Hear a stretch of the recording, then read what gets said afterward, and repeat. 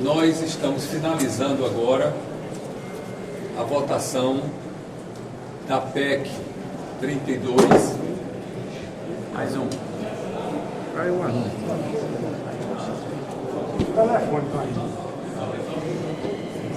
A PEC 32 na Câmara dos Deputados, com poucas modificações. Então, em seguida, o Senado já está funcionando.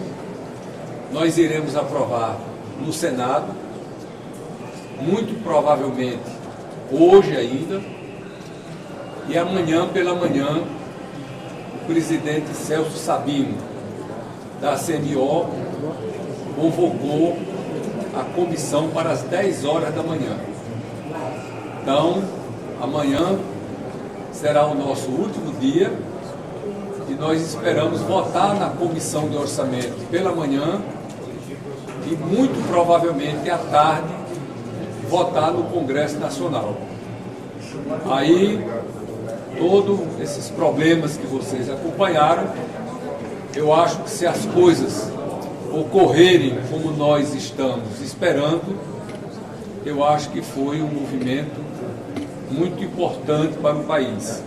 E nós tínhamos um orçamento absolutamente inexequível e agora nós temos um orçamento que não é o ideal, mas um orçamento razoável, que recompôs várias ações orçamentárias que estavam deficitárias e pôde atender a essa demanda social do Bolsa Família, nesse valor de 70 bilhões de reais, contemplando as 21,6 milhões de famílias brasileiras, as mais pobres, mais carentes, mais vulneráveis, que já estão recebendo, eu sempre friso isso, R$600, que se nós não aprovássemos a PEC, eles voltariam a receber R$400, o que seria uma coisa inadmissível. Além disso, cada família que tenha crianças de até 6 anos de idade irá receber R$150.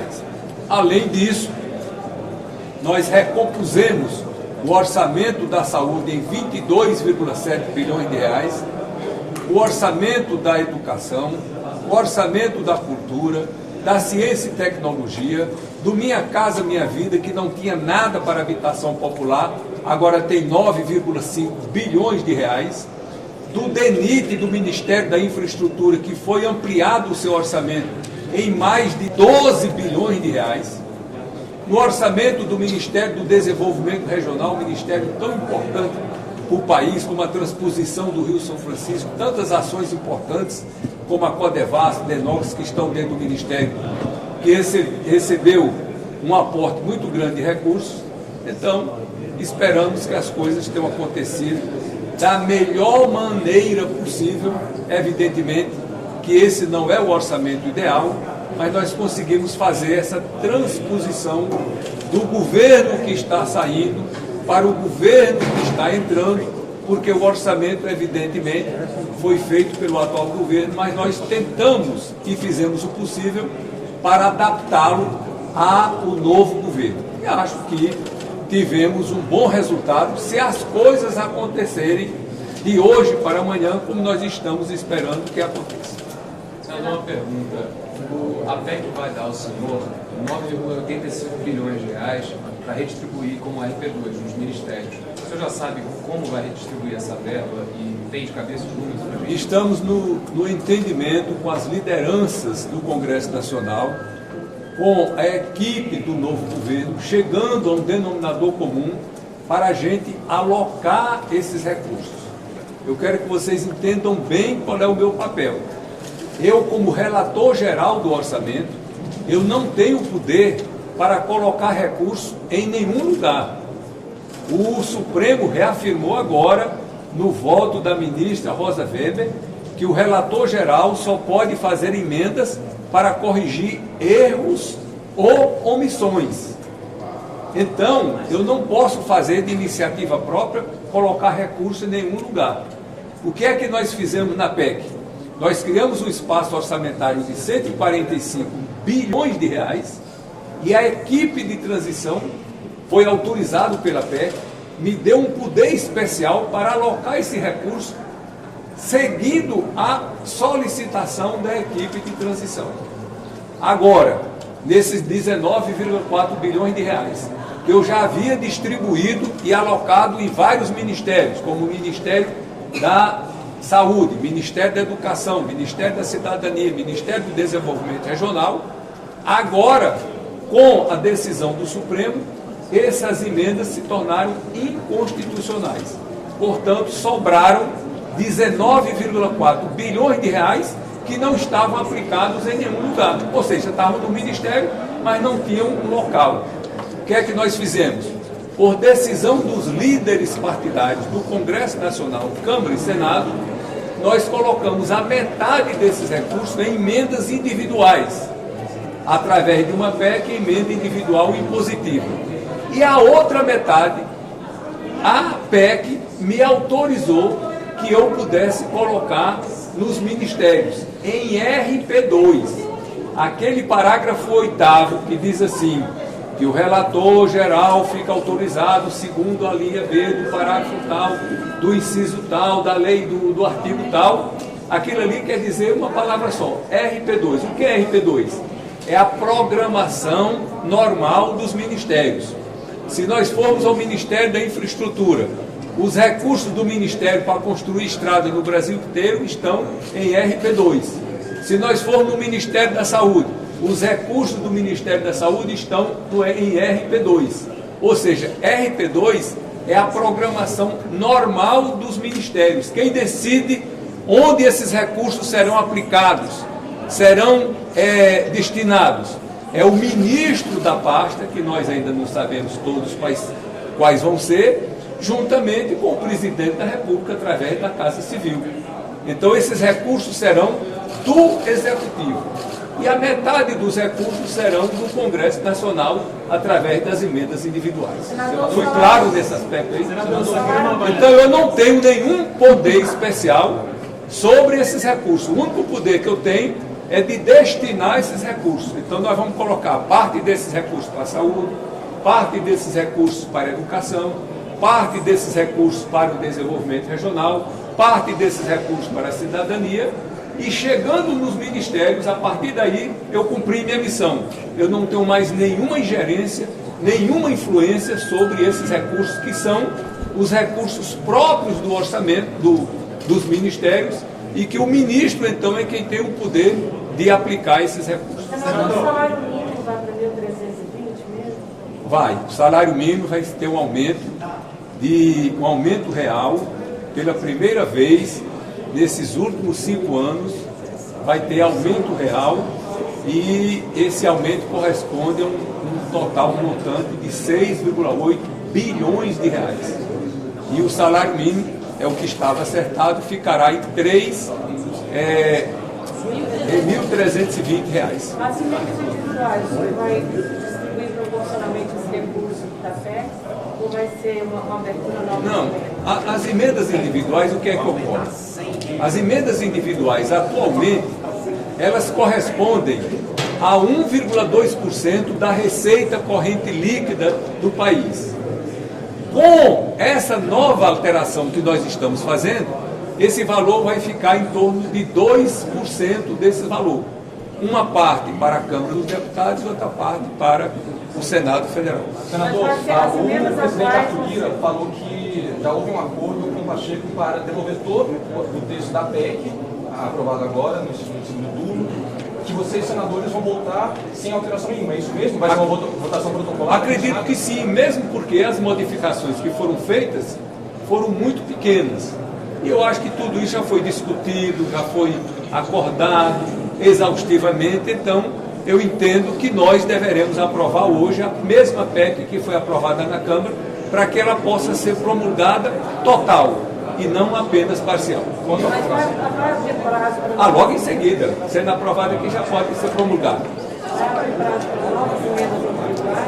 Isso é uma dúvida. Eu entendo que não haverá necessidade nem prazo para nós abrirmos, para cadastrar novas emendas individuais. Então, qual é a decisão que nós estamos tomando? Quem, o parlamentar, deputado ou senador, que já destinou as suas emendas. Para aqueles locais que eles destinaram esse recurso, elas terão um reforço correspondente ao que foi aumentado das emendas individuais. E no próximo ano, o parlamentar ele pode fazer ajustes e deslocamento de uma emenda para outra ou mesmo para outra ação. Então, no ano que vem é que eles vão fazer essas adequações que agora nós não temos prazo legal para fazer. O que é que diz a consultoria? Se nós abríssemos agora para os parlamentares fazerem as alterações, depois que todos os parlamentares fizessem essas alterações, a assessoria precisaria no mínimo de mais 3 dias para poder computar tudo isso daí e colocar no orçamento para depois poder ser votado. Então, o que nós vamos fazer é um aumento linear para todas as emendas que foram feitas e no ano que vem, então, as pessoas farão as suas adequações. Senador, por favor, o senhor mencionou que as emendas individuais, elas somam 1,2 da receita corrente líquida. Atualmente. Isso, aí que elas vão para 2 com esse reforço das emendas de relator. Para esses 2% vão ser permanentes ou só por conta... Vão ser permanentes. Isso foi aprovado na Constituição. Então, onde estava na Constituição, no mesmo artigo que está na Constituição, que as emendas individuais correspondem a 1,2% da receita corrente líquida, vai se ler agora que corresponde a 2% das receitas correntes líquidas. Senador, tem uma avaliação hoje dessa mudança após o orçamento secreto, parte dessas metas voltam para a RP2, que é o ministro que controla a destinação, inclusive podendo remanejar. É uma negociação à moda antiga, o senhor vê que isso vai acontecer agora no governo Lula, no terceiro mandato? Eu vou falar da minha parte. Eu sou o relator. O que é que eu recebi como relator? Que metade das emendas de RP9, 19,4 bilhões, vão para emendas individuais. A Câmara aprovou isso agora e nós vamos aprovar em seguida no Senado. E a outra metade vão para a RP2. O que são RP2? São as programações normais dos ministérios. O que é que eu estou entendendo? Do total do bolo que era as emendas RP9, a metade vai ficar com o Congresso, a metade vai ficar com o Executivo. É assim que eu estou depreendendo. Chegando esse recurso no Ministério, vamos supor, Ministério do Desenvolvimento Regional. O futuro ministro do Desenvolvimento Regional, que nós não sabemos ainda quem é, que aliás é um ministério que vai ser dividido. Uma parte vai ser o Ministério das Cidades e a outra parte vai ser o Ministério da Integração Nacional. Então, esse ministro, pegando esses recursos que nós estamos alocando lá, ele vai dar a programação normal do Ministério. Que programação é essa? É um ministério que faz praticamente tudo, de praça, asfalto, estrada, barragem, poço tubular, adutora, transposição do Rio São Francisco, tudo é feito no Ministério das Cidades e no Ministério da Integração. É melhor que seja assim? Acho que sim, eu acho que o parlamento é para isso, é para se negociar, se entender. Do ponto de vista republicano, eu acho que foi um avanço grande. O senhor já decidiu como é que vai ser essa destinação para cada ministério? Está quase decidido, mas ainda não está 100% decidido. É na mesma proporção que o senhor tinha colocado em RP9? Uma parte sim. Uma parte, do jeito que havia sido distribuído em RP9, nós vamos fazer em RP2. Outra parte não, mas uma parte vai ser assim. Saúde tem prioridade? Saúde tem prioridade, mas não tanto quanto tinha, porque nós colocamos muitos recursos para a saúde agora. Foi o ministério mais beneficiado desse espaço que a PEC abriu, 22,7 bilhões de reais. Não estou dizendo que o Ministério da Saúde tem recurso demais, mas como a carência é geral, já que nós atendemos muito bem ao Ministério, ou muito bem, atendemos, foi o Ministério que recebeu mais recursos, nós vamos procurar destinar a outras áreas. Tá bom, gente? Eu só uma pergunta sobre emendas de relator, o fim delas e agora essa nova distribuição entre as emendas individuais e RP2. Queria saber, no modelo de RP9, o presidente da Câmara, o presidente do Senado, líderes de bancada tinham muita força para controlar o destino dessa verba, certo? Agora terminou esse modelo. Como é que o senhor avalia esse reequilíbrio de forças? Eu acho que vai voltar ao que era anteriormente, isso daí. Como sempre os governos conviveram, vão conviver daqui para frente. Então, RP9 não existe mais, acabou, decisão do Supremo não se discute, está tomada, e agora vai voltar. Quer dizer, antes de 2020, como é que funcionavam os governos? Da maneira que funcionava antes, vai funcionar agora.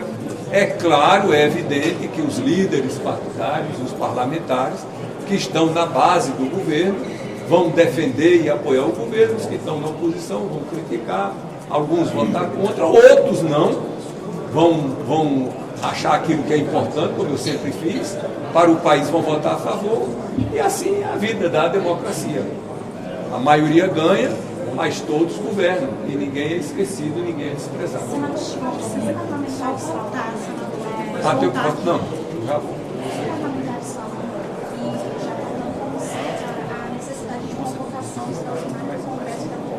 Não.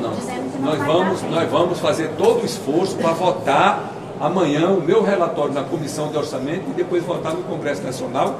E amanhã é o último dia da sessão legislativa ordinária e nós vamos, com muita probabilidade, vamos encerrar o ano legislativo com chave de ouro. Muito obrigado. Obrigado, senador.